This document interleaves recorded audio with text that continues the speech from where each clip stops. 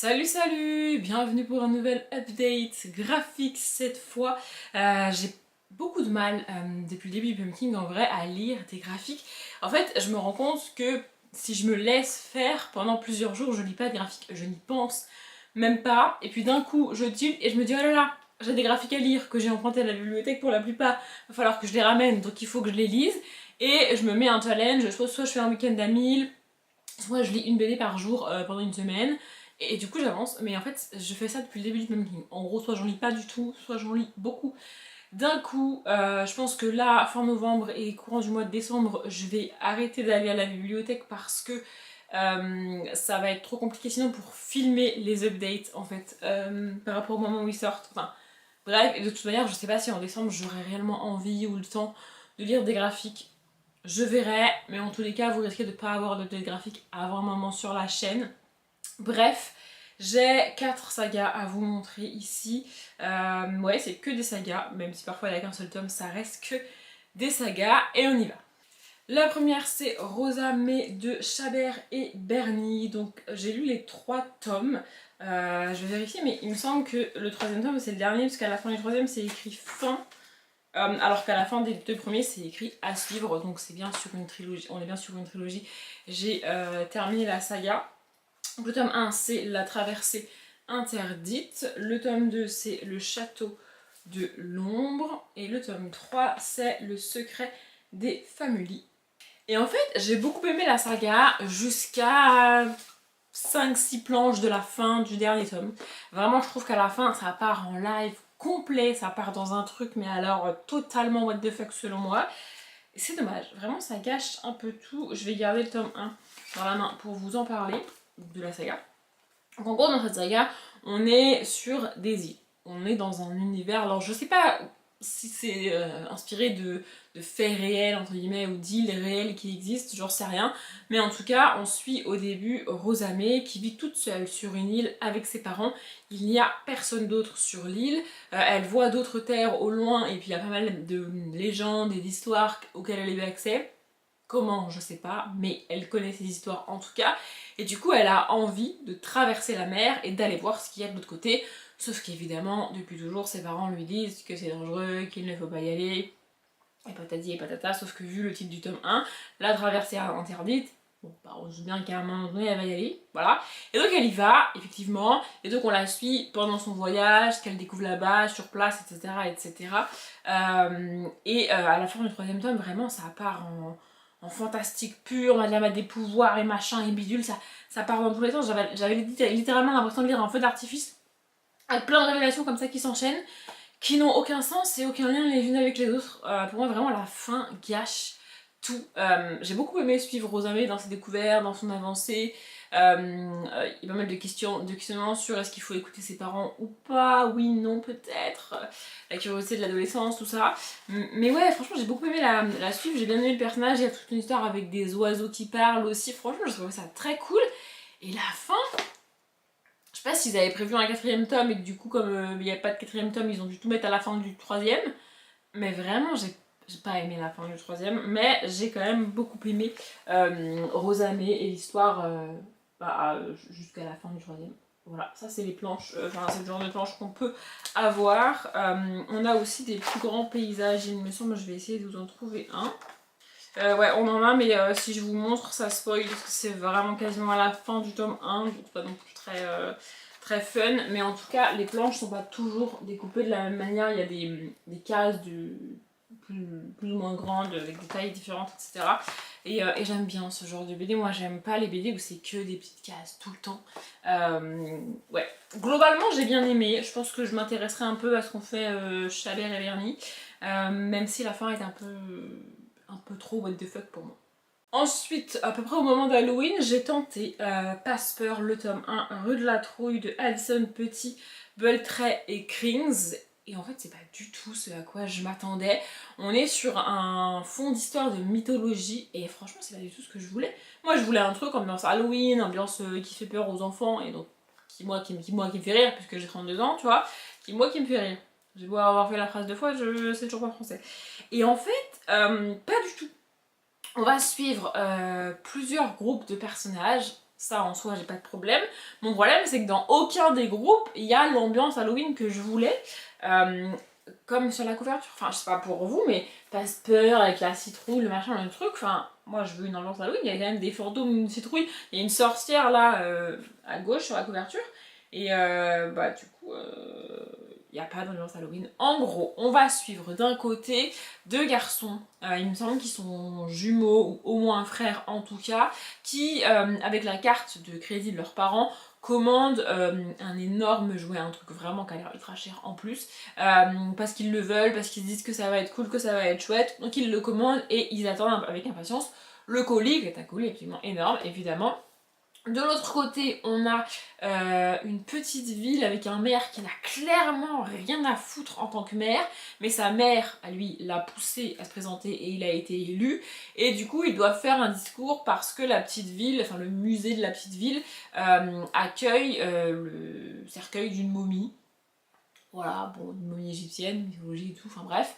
Donc voilà, il fait son petit discours et tout. Et de l'autre côté, on a l'histoire de comment cette personne a été momifiée, de comment son tombeau a été construit, donc des centaines d'années en arrière, là, comment l'égyptienne a demandé à ce qu'on construise son tombeau, son momification, son machin, son truc. On a ça. Évidemment, on s'en doute, si on vous a présenté les enfants, c'est qu'ils ont un rôle dans le truc, c'est que les colis vont être inversés. Et donc, c'est les enfants qui vont recevoir la momie. Et comme il y a toute une histoire de malédiction autour de la momie n'est pas vraiment morte. Vous voyez ce que je veux dire? Mais je sais pas. En fait, peut-être que c'est une histoire que j'aurais pu apprécier, que j'aurais pu lire, si je m'étais attendue à ça. Et vous allez me dire, dans ces cas-là, Audrey, t'avais qu'à lire le résumé. C'est pas faux, je lis jamais les résumés. J'avais qu'à lire le résumé. Moi je veux bien, mais il est où le résumé? Non mais je veux bien faire un effort, mais où est le résumé? Parce que même à l'intérieur, il n'y en a pas. Et puis alors s'il faut ouvrir le livre pour lire le résumé, excusez-moi, mais où va-t-on? Enfin je veux dire... Donc non. Vraiment, très rapidement, je me suis dit, mais... ça ne va pas, en plus le côté comique du maire complètement débile, soyons honnêtes, avec face à la momie et aux enfants qui sont plus intelligents que le maire, enfin, moi ça, j'ai pas trouvé ça drôle, j'ai pas trouvé ça fun. Et encore une fois, c'est pas l'ambiance Halloween que je voulais. Enfin, il n'y a même pas question d'Halloween ici du tout. Enfin, moi je l'ai pris pour Halloween parce que l'objet de livre, oui, c'est mal et fait Halloween, mais c'est pas le cas. Donc je passe mon chemin, littéralement. Ensuite, j'ai trouvé par hasard à la bibliothèque, il va falloir que je me l'achète pour l'avoir dans la bibliothèque, mais je suis très contente d'avoir lu Elvira et Otto, le tome 2, Le Grand Départ de Balchet et Fielder, et cette BD met en scène un espèce de paradoxe humain et j'adore la manière dont c'est fait. En gros, on va littéralement suivre dans ce tome 2 l'éléphant et la gazelle qui se sont rencontrés dans le tome 1. Voilà, je vous laisse découvrir ce qui se passe dans le tome 1. Le tome 1 se passe vraiment dans la jungle et en gros on suit des animaux sauvages, donc dont font partie l'éléphant et la gazelle, qui trouvent un téléphone portable laissé, enfin perdu par un humain dans la jungle et on découle toute une aventure tout en truc. Voilà, bref. Et donc dans ce tome 2, notre éléphant et notre gazelle vont débarquer dans notre monde. Et en fait, ce paradoxe est que, c'est du fantastique évidemment, mais en gros, les humains ont peur des éléphants et des gazelles et des animaux sauvages de manière générale, mais s'en prennent à eux pour récupérer leurs cornes, leur peau, leur machin, leur truc, enfin bref. Et en même temps, alors même que Elvira et Otto donc se promènent dans des bâtiments humains remplis d'humains, personne ne se rend compte que c'est des animaux. Voilà, on dit à plusieurs reprises à la gazelle que son chapeau est joli. Je crois que c'est une gazelle. Enfin bref. Et donc je pense que vous vous en rendez compte sur la couverture de où ils sont. Voilà, ils passent globalement toute la BD dans les bâtiments autour de ce lieu-là. Je vous le dis pas au cas où vous n'avez pas retenu. Bref, j'adore. On est sur une grosse BD, hein. On est sur une BD qui fait plus de 100 pages de mémoire. Ou alors 80, comme ça, voilà, 90 pages, voilà. Et franchement, j'adore. J'ai trouvé ça vraiment, vraiment hyper cool. Les dessins sont hyper mignons, hyper choux. C'est des couleurs pastel et en même temps, les thématiques sont quand même... vous voyez, on a ce genre de grande illustration comme ça, j'adore, vraiment j'adore. On a un mini résumé, il me semble, du tome 1 avant, ce qui est pas mal parce que moi, à titre perso, j'avais lu le tome 1 il y a longtemps. Ça a tendance à m'agacer quand j'enchaîne les tomes et qu'il y a des résumés. Mais bon, quand tu lis les tomes chacun à sa sortie, bah, un petit résumé c'est pas mal. Après tu peux relire le tome d'avant aussi, mais bref. Donc voilà, franchement j'aime beaucoup, on suit pas mal d'animaux, genre là il y a un caméléon, je sais pas si vous pouvez le voir, franchement j'adore. Je trouve ça hyper mignon, hyper chou, ça se lit ultra bien. Je l'ai lu pour vous donner un ordre d'idée un soir en rentrant du boulot alors que j'étais éclatée. J'avais pas du tout le cerveau pour lire le livre que j'étais en train de lire à ce moment-là. Et j'ai commencé cette BD et bah j'ai adoré. Vraiment j'adore. Il faut absolument que je me renseigne sur ce qu'ont fait les auteurs d'autres.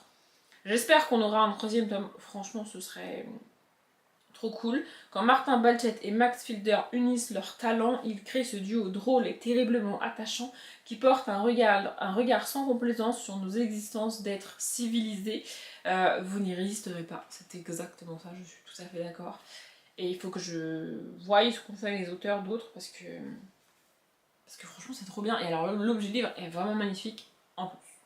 Et enfin, on est déjà à la dernière saga pour cette update. J'ai lu les tomes 2 et 3 du Vaisseau d'Amélia, écrit par B.C. Peter Schmidt. Je sais pas pourquoi je le dis en anglais, ça se trouve il est français, j'en sais rien, écoutez. Bref, le tome 2 c'est Escale dans la jungle et le tome 3 c'est Les ailes mécaniques. Et j'aime bien cette saga, j'ai eu un peu du mal au début avec le tome 1 parce que je vous en avais parlé dans un autre update graphique. Au début du tome 1, il n'y a rien qui t'est expliqué, tu es catapulté dans l'univers et tu te débrouilles. Donc j'avais eu un peu de mal. Et ici aussi, en fait, il y a pas mal de planches techniques dont je vois pas l'utilité, honnêtement. Et à l'inverse, il y a des événements qui sont selon moi importants et qui nécessiteraient un peu plus d'explication et de prendre un peu plus de place, littéralement, dans les planches, qui sont faites en... même pas en bulle, juste en dessin et tu te démerdes, quoi. Et ça, j'aime pas. Vraiment, j'aime pas devoir comprendre ce qui se passe sans texte, ça me dérange dans les BD. De manière générale, j'adore les grandes planches avec un grand paysage et tout.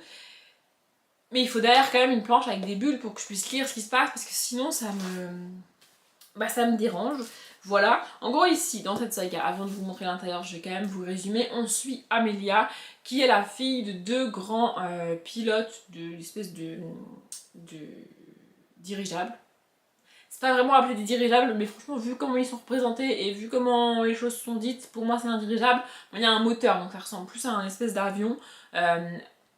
Mais bref, voilà. Donc elle est la fille de deux grands pilotes, sauf que sa mère a disparu elle est morte même, il y a quelques temps de ça, et depuis, son père refuse qu'elle entre dans le cockpit et qu'elle pilote, alors qu'avant, elle avait le droit de piloter, elle avait le droit d'apprendre à piloter, c'est une petite fille de, je sais pas, 9-10 ans au début, tu vois, et elle avait le droit d'être avec eux dans le cockpit, de comprendre ce qui se passe, les manips à faire, enfin les... Voilà, tous les boutons, toutes les manivelles, j'ai perdu le mot, mais bref, c'est pas très grave, elle avait le droit d'être avec eux et de comprendre comment ça fonctionnait pour un jour elle-même devenir pilote, évidemment, c'est son rêve. Et puis, son père a tout arrêté, a tout stoppé. À la disparition de sa mère, il lui a interdit tout ce qui était en lien avec le pilotage et la mécanique de manière générale, sauf que Amélia n'en fait qu'à sa tête. Donc, au moment de la disparition de sa mère, elle doit avoir 9-10 ans. Et puis au début de l'histoire, elle a peut-être 12 ans, tu vois. Elle n'en fait qu'à sa tête, elle décide de prendre l'un des espèces de dirigeables et de partir toute seule pour prouver à son père qu'elle peut le piloter. Sauf que, vu le titre du tome 2, Escale dans la jungle, pour moi l'escale n'était pas forcément prévue. On se doute bien que ça n'a pas forcément été... tout s'est pas forcément passé comme Amélia le voulait. Et donc voilà, on la suit dans cette aventure, dans cette espèce de fugue. Mais en fait, elle veut pas vraiment fuguer, elle veut juste prouver quelque chose par rapport à la mécanique et au dirigeable à son père. Et elle se retrouve dépassée, littéralement, par les événements. Ici, pour le coup, on n'est pas du tout, mais alors pas du tout, sur une BD divisée en cases. Il y a même, je crois, aucune case. Toutes les planches sont comme ça, je peux en prendre des au hasard. Il y a quelques cases, ok, pardon. Mais on est très très loin d'une BD classique avec des cases, vous voyez. Toutes les pages sont comme ça, j'ai pas besoin de chercher, hein. Je peux juste tourner la page et vous montrer la suivante, tourner la page et vous montrer la... C'est pareil, vous voyez, enfin, franchement il n'y a pas de... Vous voyez. Et il y a plein de moments, en fait, il y a plein de moments de mécanique autour de vaisseaux dirigeables, là, comment le réparer, comment ça fonctionne, quelle molette tourner, quel machin truc et tout. ça m'intéresse pas. Honnêtement, ces bulles-là, franchement, je les ai principalement pas lues parce que je vois pas l'intérêt de m'expliquer la mécanique du machin. Moi, je vais pas le piloter, je m'en fous. Et à l'inverse, genre à un moment donné, elle rencontre des gens qui lui fabriquent quelque chose, tu vois. Ils lui amènent le truc et tu vois juste le dessin du truc et ils te disent tiens, on t'a fait ça. Et à aucun moment, ils t'expliquent ce que c'est, ce qu'ils ont fabriqué, à quoi ça sert. Non, t'es censé, avec le dessin, savoir ce qu'ils ont fabriqué et à quoi ça va servir. Alors qu'on t'explique la mécanique du moteur que j'en ai rien à faire. Vous voyez, il y a pas mal de choses comme ça dans cette BD qui me... Voilà. Mais je pense pas avoir fini la saga. Ah si, c'est marqué une aventure en 3 tomes. Comment ça? C'est fini, genre? Bah c'est quoi cette fin? Ah oui, c'est marqué fin à la fin du tome 3, alors qu'à la fin du tome 2, comme pour l'autre, ça doit être marqué à suivre. C'est ça. Bon bah, là où je suis un peu... Alors je suis encore plus en colère contre la saga, de découvrir que j'ai fini la saga parce que il n'y a pas vraiment de réponse, il n'y a pas vraiment d'explication à... En fait, il n'y a aucune réponse à toutes les questions que j'ai à la fin du tome 3, j'ai encore plein de questions. Vraiment, je m'attendais à ce qu'il y ait un tome 4 qui continue et qui reprenne et qui... Et en fait, bah non. Alors du coup, je suis un peu... Là, je suis en train de me demander à quoi ça sert dans la vie que j'ai lu cette saga. J'ai pas trop aimé comment c'était fait, j'ai pas trop compris le début du tome 1. C'est fini et j'ai encore 40 000 questions. Ouais. Bon, j'ai bien aimé suivre Amélia dans son aventure, ça reste une héroïne de 12-13 ans, peut-être de 12-13 ans je dirais, qui est quand même un peu badass et qui a ce côté un peu moi la pêche, je fais ce que je veux, tu vois, qu'on retrouve pas souvent, pas assez souvent en tout cas dans les BD ou dans les livres destinés à la jeunesse. On a encore trop souvent, à mon sens, l'héroïne toute mignonne, toute gentille, qui fait ce qu'on lui dit, qui aimerait bien faire autre chose mais qui ne peut pas. Vous voyez, alors que là, non, vraiment, elle vole le truc, elle se casse, elle en a rien à péter, donc pour ça, c'est cool. Mais ouais, je reste un peu sur ma faim avec cette saga. C'est dommage. Pardon, je viens de m'étouffer juste avant de finir cette vidéo. Cette vidéo était peut-être un petit peu court, mais je vais pas le rallonger pour le rallonger. Je vous ai dit ce que je voulais vous dire sur ces BD. Je pense clairement que je vous reparlerai graphique sur cette chaîne l'année prochaine. Oui, déjà. Mais vraiment, je pense que sur cette fin d'année, je vais me concentrer sur mes lectures, sur la fin du Pumpkin pour moi, à l'heure où je parle, et sur le début du Cold Winter, les lectures de Noël malgré tout. Et je vais pas essayer de me polluer, enfin je vais pas me polluer je pense avec des graphiques, donc je verrai ça plus tard. Je peux me tromper, peut-être que je dirai quand même un ou deux graphiques en décembre, mais clairement j'aurai pas le temps de faire un update graphique, donc bref, j'espère que cette vidéo vous a plu, je m'arrête là. Comme d'habitude, je vous souhaite une bonne journée, un bon après-midi, un bon appétit ou une bonne nuit, et je vous dis à bientôt.